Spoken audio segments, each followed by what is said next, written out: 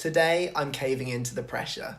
I'm answering probably the most requested video topic that I ever get on this channel. I'm pretty sure that if I added up all of the times I've been given this video idea by you guys in the comment sections of my videos or on my social media accounts, I'd be well into my hundreds by this point. So I just couldn't ignore you any longer. It was time. Today we're going to be talking about dating in Sweden. And I have to level with you guys, this one feels like a bit of a strange topic for me to be discussing today, because like so many other people, I moved to Sweden because of a relationship. So why would I be talking about what it's like to date in Sweden when I've never dated exclusively here before? Yes, I'm sure we'll get into it in another video sometime soon, but me and my girlfriend met in the UK and then I migrated over here because she was coming back here. So therefore, I've never dated somebody here in Sweden. I've never been through that process before. We were already together. That said, the requests for this video just keep flooding in, so I decided it was time to go out there and get some advice. So I'm making this video based on insights that I've seen or insights that I've got from friends out here in Sweden that are dating. So I guess you could say that lots of the things that I'm going to be discussing today are quite general. They're not necessarily my own experiences. It's just what I've picked up about what it's like to date here in Sweden from the people that are doing it. So without any further ado, I know this is something that you guys are dying for me to get into. So let's just get started, shall we?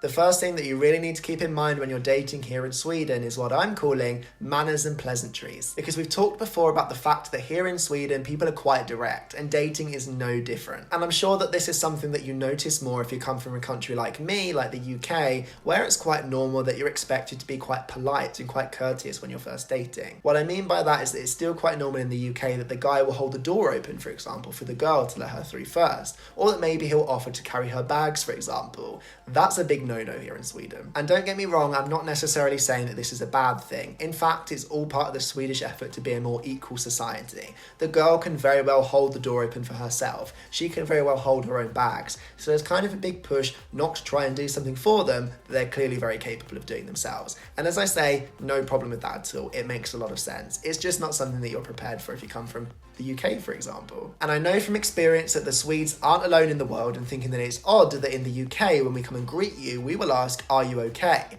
They think that that implies that there's something wrong with them. Do they have a spot on their face? Do they look ill? Am I wearing the weird clothes? All of those things are going through their heads when you ask, "Are you okay?" So if you're in Sweden, or perhaps any other European country for that matter, maybe consider asking "How are things?" or "Hur är läget?" here in Sweden instead. And that leads me nicely on to my second point on the list of things to consider when you're dating here in Sweden for the first time, and that's that things tend to be a lot less formal. And I mean, should we really be so surprised about this one? Have you been to a Swedish workplace, for example? They're not dressing up for the occasion, so nor should you when you go out for a date. And actually, the whole concept of a date is a lot less formal and a lot more casual here in Sweden. So for example, in the UK, it's normal that when you go on a date, you go into the cinema or a restaurant, for example. That's not the done thing here in Sweden. In fact, lots of people would probably prefer that you take them for a fika or you go for a walk, because then it's a lot shorter time span. You're not together for so long. If it's awkward, they don't have to make excuses to leave. Okay, jokes aside, even if it's going really well, the benefit of making sure that your date doesn't lag on more than it has to is it doesn't make a bigger deal out of things.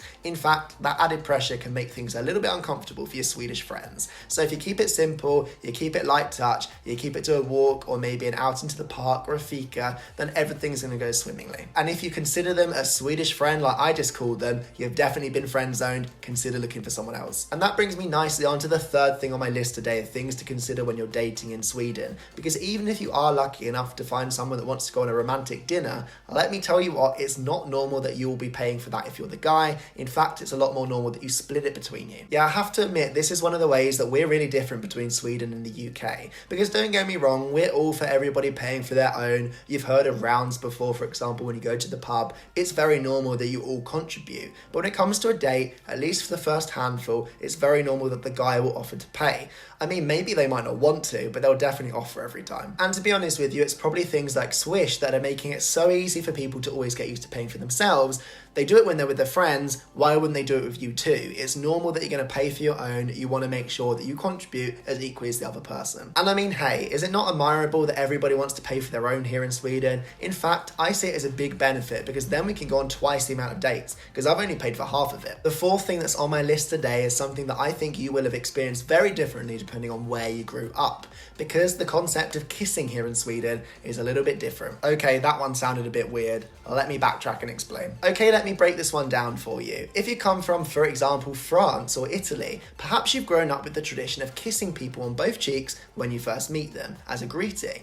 And then if you come from the UK, perhaps you come from the tradition that when you go out on a date, you're going to kiss the girl on the cheek at least before you leave. And don't get me wrong, feel the room. If that's not something that the other party is looking for, definitely don't be doing it. But either way, it's way more normal here in Sweden that you hug people. It doesn't matter what gender you are, what background or association you have, unless you're at the workplace, you're probably hugging to say hello and goodbye. Because let's be honest, it would be a little bit weird to be hugging your boss at the end of each day. But you catch my drift. When you meet somebody at the start of a date, whether you're the guy or the girl, you're probably hugging the other person. You're not going to kiss them. So I guess that all of you continental Europeans out there watching my videos can consider this fair notice. It's not normal that you kiss people on both cheeks here, so maybe don't do it because people will give you weird looks. And moving on from weird looks, another look that you might not be used to here in Sweden is the fifth thing on my list today of things that you need to consider when you're dating in Sweden, and that's that the Swedes are an outdoorsy bunch. And if outdoorsy isn't a good look on you, it's time to shape up.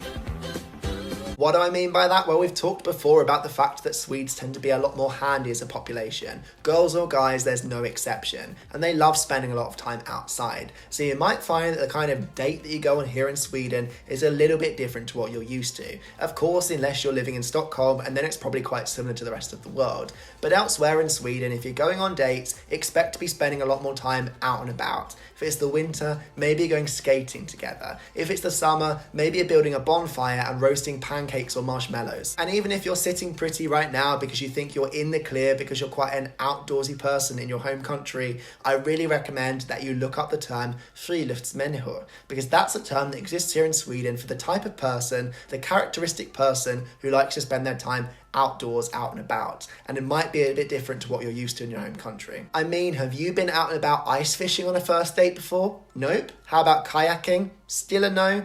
That's why you need to get prepared, because Swedish dating life is a little bit different to what you might be used to. And if you're not ready and you're not on board, it might come as a shock. And I'm glad to say that we've made it through this video without me having to give away any personal dating advice. So I hope that you've learned something from this video. I hope there's something you can take away. If you have dated yourself here in Sweden, well, not dated yourself, but you know what I mean, dated someone else for the first time here in Sweden, maybe you can go down into the comments below and give more advice, because you're talking from first-hand experience. I didn't start a relationship here, so it's hard for me to say much more than that. So check the comments down below if you're looking for advice. I'm sure there's someone that will be down there to help you out. And I hope that you like this video. You certainly asked for it, so make sure you drop me a like if you haven't done so already. Subscribe if you're new to the channel. New videos all the time. I clearly talk about the topics you guys want me to talk about, so make sure you subscribe, because then you'll be the first to know when there's a new video out. Until then, thanks for watching again. I hope you've had a great day. Happy dating, and I'll see you guys again soon. Bye guys.